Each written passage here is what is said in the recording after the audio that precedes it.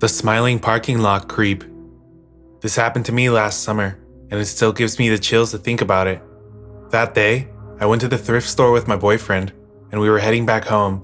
I suggested we pick up some sushi for dinner at our nearby grocery store. As my boyfriend works night shifts, he was already feeling tired, and I suggested I go to the grocery store while he goes back home. We live in a busy part of our city, where the mall, library, city hall, restaurants, and major stores are all a couple minutes away from our home. Not to mention, I live in a relatively safe city with little crime, so I was more than alright going by myself. Now, I truly wish I hadn't. As we parted ways, I was walking through the parking lot of the grocery store when a stocky man about 6'5", probably in his early 40s, approached me. With a wide smile and wider eyes, he said, "Wow, you're stunning." I simply thanked him and then tried walking away. He cut me off saying, "I have never seen someone as beautiful as you before." I was immediately filled with dread. I looked back hoping my boyfriend was still in sight. No luck.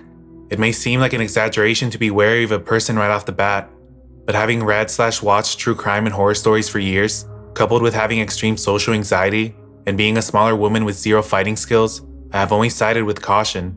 Not to mention, with his eyes and smile, he honestly reminded me of a Buffer Art the Clown from Terrifier, minus the clown costume and lack of talking.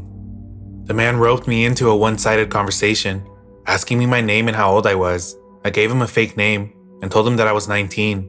He laughed and said, unnaturally excitedly, "That's good. That means you're a true woman now." What the actual fuck?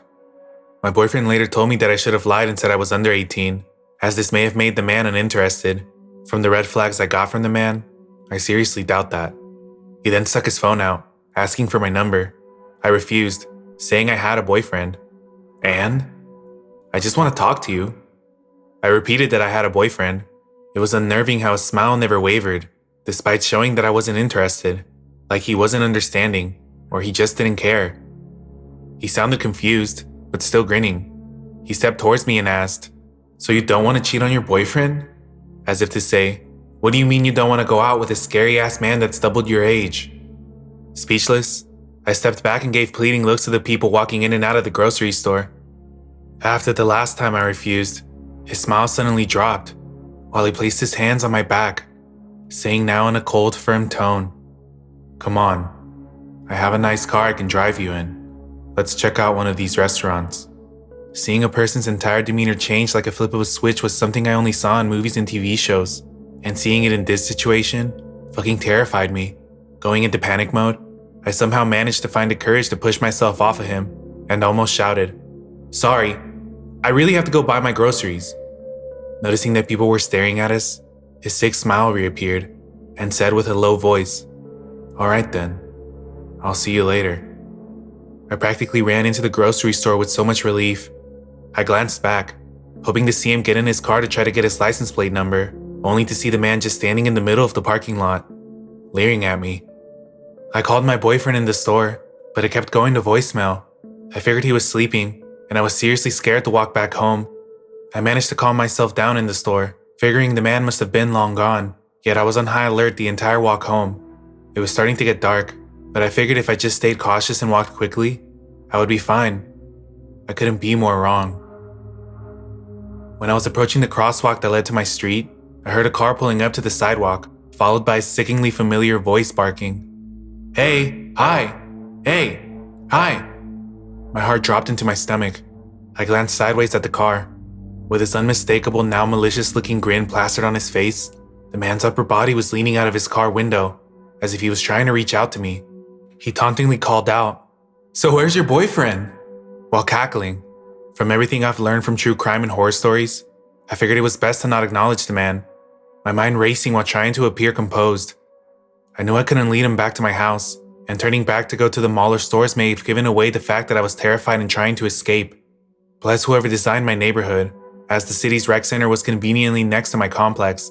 I ignored him and casually crossed the street, quickening my pace as I headed into the rec center.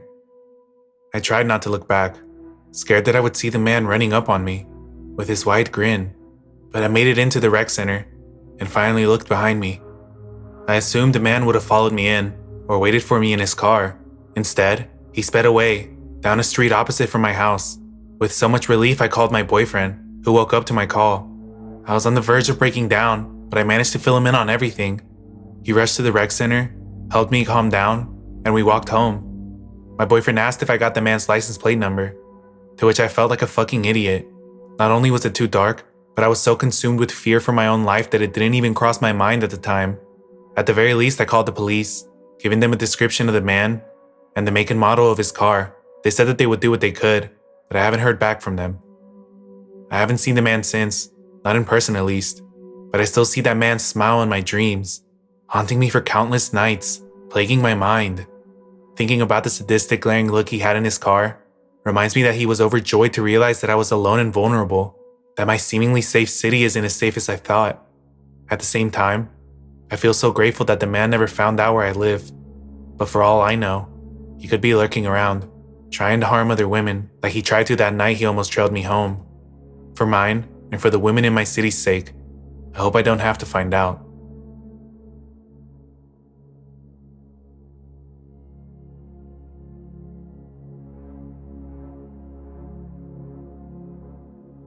My friend claimed she was a witch and tried to kill her parents.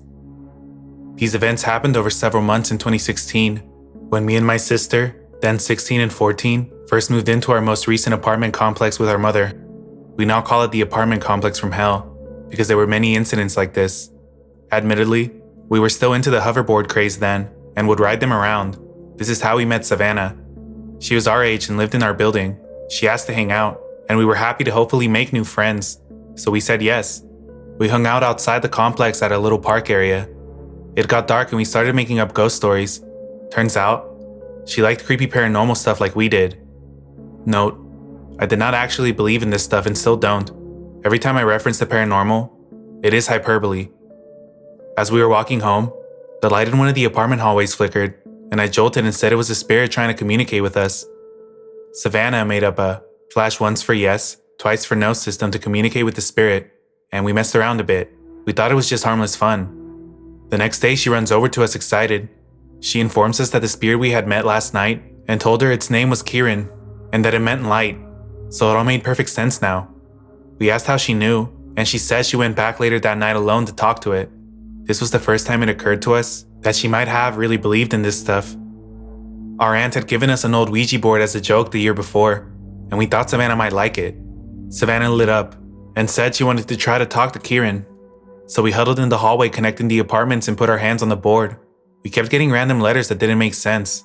But soon, Savannah's questions were directed to Kieran. We felt her moving the planchette and called her out, but she got mad and said she'd prove it. She took her hand off of the planchette and it no longer moved. She just huffed and insisted it wasn't her. Over the next few weeks, we did mostly normal stuff with her, but she kept talking about the ghosts and Ouija boards until we broke down and played it again. This time, we were introduced to a new ghost, Evan. We knew it was Savannah moving the planchette, but we were curious about the story she was making, so we let her follow through. Evan was a ghost, or demon rather, about our age, who wanted free from a greater demon controlling him. That greater demon's name, Kieran. Savannah's parents called her inside and conveniently, Evan had to go too. He told us he'd protect us against Kieran, especially Savannah. Savannah commented on how cute that was for him to offer. A few days go by normally, but then Savannah's back to tell us she has a boyfriend. We're happy for her until she tells us his name is Evan. We're wondering what the hell she's talking about, and she explains that while sleeping over at another friend's house, something had tugged at her shorts while she slept. She'd woken up and heard Evan's voice. Then he visited her in a dream and asked to date, or something like that. She said yes. Of course, we know she made up Evan, so we're kind of like, what's wrong with you? And we don't talk about the demon stuff anymore. Now, Savannah was extremely possessive over her friends. When she'd see us with someone else, she'd text us nonstop about why we hadn't invited her. We tried to keep our distance, but she lived on the ground floor and literally watched out her window for us to come outside. She'd latch onto us. We didn't know much about her home life, but she always seemed troubled. She had scars on her wrist and talked about running away from home. Her parents seemed alright, if rather strict and religious. We still hung out with her because we were worried, but we were starting to feel weird about it. Worse, she'd randomly show up holding her hand out, saying Evan was holding her hand. She'd look at random things and laugh when no one was talking because Evan had told her a joke. Once, she made us feel her cheek where it was supposedly warm from Evan kissing her. It was not warm. One day, my sister and I were bored from her talking to Evan on the Ouija board. She was still controlling the whole thing and wanted some fun. I texted my mom to call my phone from a blocked number and play creepy sounds. Looking back, this was one of the dumbest things I did, but at the time it was just for fun. My mom made the call and I put it on speaker. Savannah is living for it, especially when my mom played a track from a scary movie about a ghost. My mom took it a step further and threw a banana off from our third-story balcony for us to see. Savannah said it was a sign that Kieran was winning, but we had no idea of the fire this would light in her. We were about to tell her it was a prank, but again, her mom called her inside. When she found us the next day, and I came clean about the prank, she laughed and said there was no way we could have done that. I said no, my mom literally did all of it. Well, Savannah had told her friend about it, who had told her that yellow objects, like the banana, were a sign of the devil, and seeing them meant the devil was hunting you. This was all she talked about for a while, but since nothing else happened, she gradually forgot. Things went back to normal for a while, until Autumn moved in. Autumn and Savannah connected instantly because of their history with depression. Autumn was a few years younger than us, but had a hell of a lot more of a past. This included significant time spent in psychiatric facilities and violence towards her classmates and family. Autumn claimed she heard demons talk to her at night, and just like that, the ghost stuff had started again. Savannah had felt threatened by Autumn and felt the need to one-up her with ghost stuff. She told her that Evan was her ghost brother that looked out for her. I was like, hold on, you claimed he was your boyfriend. She giggled and said, that's gross, he's my brother. Her story had completely switched. Now she was dating another demon named Jacob, and they were engaged. She even showed us a ring to prove it. The next week or so was literally like a match between them to see who was the darkest and most involved in the spiritual world, or whatever. They'd compare scars on their wrist and brag about hurting themselves, and doing things like sneaking out at night. In a move to one-up Autumn, Savannah drew a giant pentagram in the parking lot with chalk. Her parents found out, and she backed out and blamed it on Autumn. The next freaking day, people come to repave the parking lot. The pentagram is now buried under it forever, literally. Savannah moved on to say that her friend had found Jacob's body and was going to put his spirit back inside it. Savannah continued to take advice from this friend, who fueled everything she did. Savannah now said that her friend was teaching her witchcraft. We mostly avoided her at this point, but she'd ask us to do things like make holy water with her and try to summon her familiar. From that point on, she insisted that she was a fire witch and walked around wearing all black with Halloween-like makeup on her face. She and Autumn frequently snuck out together, and occasionally we'd see cop cars at her house. My sister and I were avoiding them both, but now we'd get fiery texts from both of them if we hung out with other people, especially our guy friends. Once, they saw us get home and stood in the parking lot pretending to be possessed. Autumn also cut off all her hair and claimed to have tried to kill her teacher. My sister and I knew it was bullshit, or at least we hoped, but Savannah took it seriously. She'd go around telling neighbors of terrible crimes she committed or wanted to commit. She even told us that when she'd first seen us outside with hoverboards, that she had wished for them to blow up. One day, we again saw police come to her door, and the officers had jackets that said they were from the Juvenile Justice Department. Her mom pulled me, my sister, and our mom aside to explain what was going on. Apparently 2 years before, they discovered Savannah was talking to a man online. Her messages to him were to come and literally take her parents' lives, after making threats of doing it herself a few days before. We were able to confirm the story after pet sitting for them and finding court papers about it. We'd known she was on probation, but she'd always tell us different stories as to why. Savannah continued to beg us to hang out with her after that, even inviting herself to spend the night. We avoided her at all costs, but she'd follow us everywhere. It kind of died down when Autumn moved out, and Savannah moved with her family shortly after. Since then, she started doing service hours at a horse stable and graduated high school. I really hope she's gotten happier and more stable.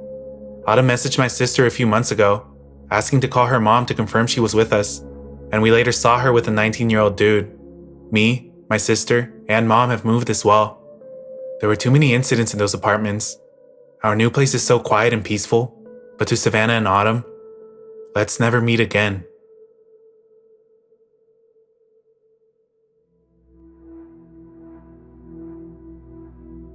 My dog alerted me to something at my window. When I was 17, my bedroom had a window looking out at my backyard. The backyard was fenced in, but on the other side of the fence were some woods and a retention pond. I'd never been scared of this, and kept the blinds open so that when the sun rose in the morning, the natural light would help wake me up. One night, I was up late on my phone with my dog laying in bed next to me. At around 2 a.m., My dog jumped up and started barking at the window. At first, I thought he was just barking at his reflection and told him to stop, but I then realized he was looking at the left side of the window while his reflection was on the right. I couldn't see outside the window because I had left the lamp on my nightstand on. All I could see in the window was the reflection of my bedroom. Not wanting to alert whatever might be out there that I was scared, I faked a yawn, set my phone aside, and turned off the lamp. I then laid down facing the window, and I swear, I saw a set of two human eyes looking back at me from the left side of the window. I drink a lot of water at night, so I had an empty bottle on my nightstand. I grabbed it and pretended to just realize it was empty. I turned on the lamp and acted like I was going to get water. I went to my parents' room, and my dad told me not to worry. We had these motion-activated floodlights, and they hadn't turned on, so there was no way there was anything out there. So I went back to my room and told myself I was just seeing things. I closed the blinds, turned off the lamp, and got some sleep. When I woke up in the morning, I went to take my dog out and decided to check out the pine straw bedding underneath my window. It was visibly disturbed, but I did my best to ignore that and remembered what my dad said about the floodlights, and that worked pretty well until my dad tested the floodlights later that day and found that the bulbs had burnt out. To this day, I keep my blinds closed and my lamp off when I sleep. I don't want to risk anything being able to see me, and if anything is somehow peeking through my window, I want to know it's there. If there was someone at my window that night, let's not meet.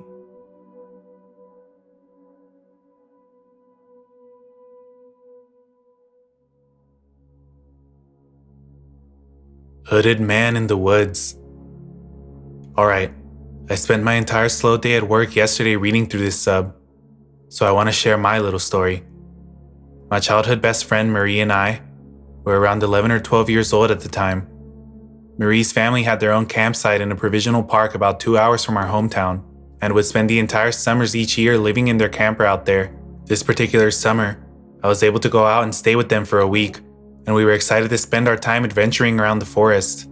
On the last night I was there, we decided we wanted to hurry down to the ice cream shop by the lake before it closed. It was early evening at this point, still pretty bright out, but beginning to lose light. The path we took was down a short slope right next to the main road, with maybe 10 feet of thick brush and trees in between. On the other side was the forest, with more tall and thick brush.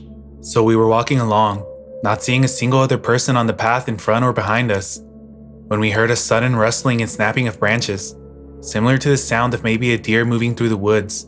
I wouldn't have thought anything of it, but then, the sound of running footsteps followed. Marie glanced back, and suddenly grabs my arm, urging me under her breath to not look back. At the same time, the running stops. I don't know why I didn't ignore her and get a look myself. I guess I could sense the very real fear in her voice and chose to listen. We both start to panic, getting that feeling like when you're running up the stairs after turning the basement light off. We pick up speed as much as we can without breaking into a sprint, knowing the ice cream shop is only about a minute walk at this point. The path soon breaks, and we're in the parking lot.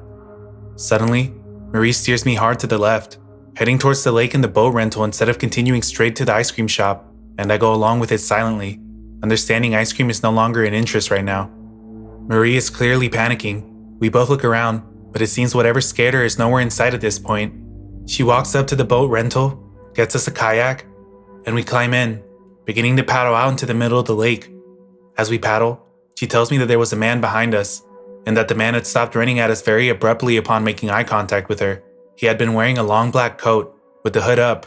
Despite it being the middle of July, he had a terrible smirk on his face, and she swore that as he stopped running, she saw him put something shiny away into his coat. He appeared to have just emerged out of the bushes after we walked past, given the sounds we heard right before he came running onto the path. We reached the center of the lake and stopped paddling. I pulled out my Nokia brick phone that my parents had given me, just in case, and I handed it to Marie, telling her to call her parents to come pick us up. As the phone rings, I see her look out past me to the shore and go pale, lifting a hand to point to what she's seeing. I turn, and there was the man, stalking his way through the path that circled the edge of the lake, staring out at us. We sat in the middle of the lake and watched him do 2 full laps, never looking away from us, before finally disappearing.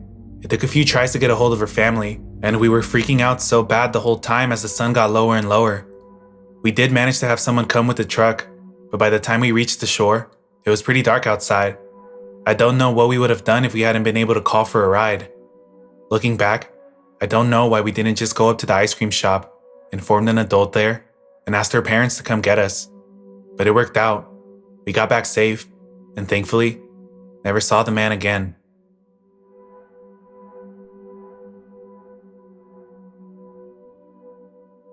A true, very creepy surveillance story. I posted this on No Sleep, and they loved it, and said to post it here, so here you go. First of all, I only just discovered this subreddit today, which reminded me of something that happened to me in 2008. This was a huge thing to my friends and family, and I didn't really talk about it back then, as it scared the fuck out of me. But it was a while ago, and is a really well-known creepy story among myself, my friends, and my family. So I think I may as well share it, as it is admittedly terrifying. I was living with my parents and sister in Brisbane, Australia at the time, and I remember my dad had just gotten Foxtel, but only the TV in the lounge room could use the cable box, and I really wanted to somehow get cable in my room without paying the $99 or whatever for a new box. So my dad one day went out and bought an AV transmitter/receiver. It was basically a two-piece bit of hardware, where you would plug in this tiny box into the cable TV in the lounge room, and it would transmit the video signal to the receiver connected to the TV in my room. So one Saturday, I decided to connect it. This is a picture I took of the setup when I was telling my friend the story.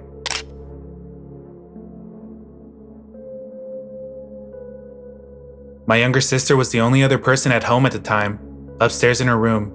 I opened up the box and connected it.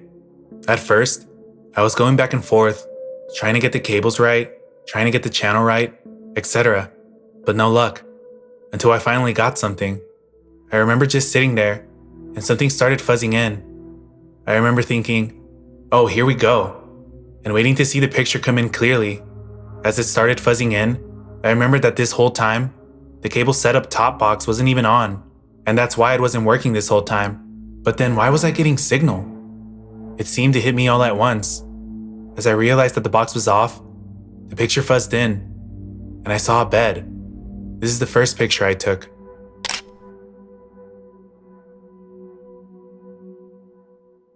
I freaked the fuck out, as at first, I thought it was my bed. I had recently seen Saw 2, and I remembered that scene where she turns on the TV, and it's the camera filming her in her apartment. That was the first thing I thought of. I sprinted upwards to my sister, absolutely terrified. I told her to come down and take a look. She came down and we both realized that it wasn't my bed. We didn't know whose bed it was, or how I was getting the signal. Obviously, it was the AV receiver picking up a camera signal, but we were just confused as to who/what it was for. Eventually, my parents came home, and we concluded that it would have to be a neighbor, or someone living close by for us to be receiving the signal. So we waited until about 6 p.m. And then, someone came into the room.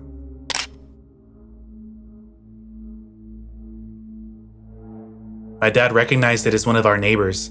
We still didn't know what the camera was for, but we assumed it had something to do with fidelity. Either his wife or he had set it up to watch the other and see if they were cheating. Either this, or it was to tape themselves having sex. We entertained the idea that he was a murderer and would film himself murdering people in his room, but just to freak each other out. We'd also always make jokes about how one night we'll turn it on and we'll just see his face with clown makeup staring at the camera waving, and then him walking out of the bedroom with a knife. This never happened, but what did happen was still super creepy. We connected to this signal for over a week, but after a few days, the novelty kind of wore off. We felt a bit weird watching it, and just resigned to the explanation that it was to catch his wife cheating, until one day, we turned it on, and realized what we had discovered. Our neighbors were having a bunch of renovations done to their house. During the weekdays, they would be out, and there would be workers at the place pretty much all day. It had been like this for over a month. We started watching the feed and saw a man walk into their room. It was the plumber that had been there regularly for their renovations. We didn't think anything of it until he started opening drawers. I called out to my mom and we started watching it. He started getting into the wife's underpants and sniffing them, doing all that creepy shit. At first we were like, oh my god, how embarrassing. He's being filmed. Will the neighbors see this somehow? But then what happened next was what was truly terrifying.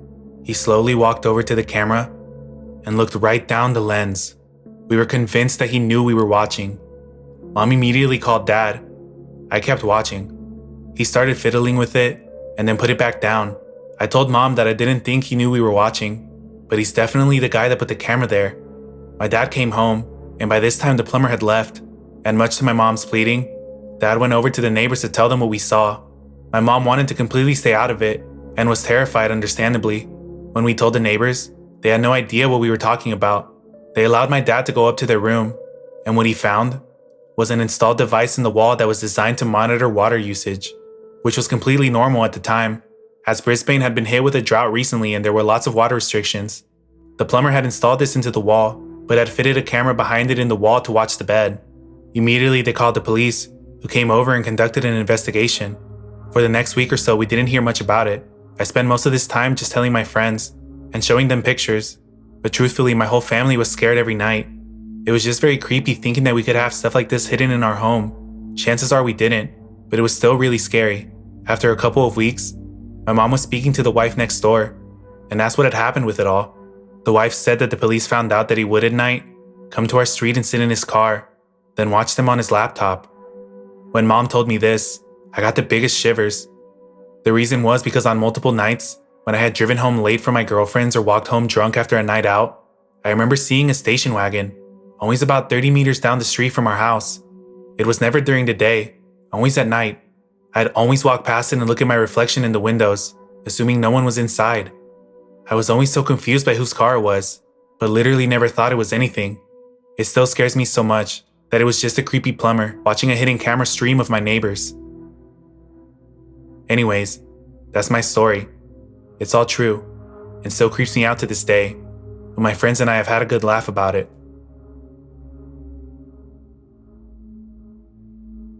Leave a like and subscribe if you made it this far, and let me know which one of these stories was your favorite down in the comments. If you want to join the Cold Crew, then click the join button and become a member for only 99 cents a month. Anyway, that's all for this video. Thanks for watching.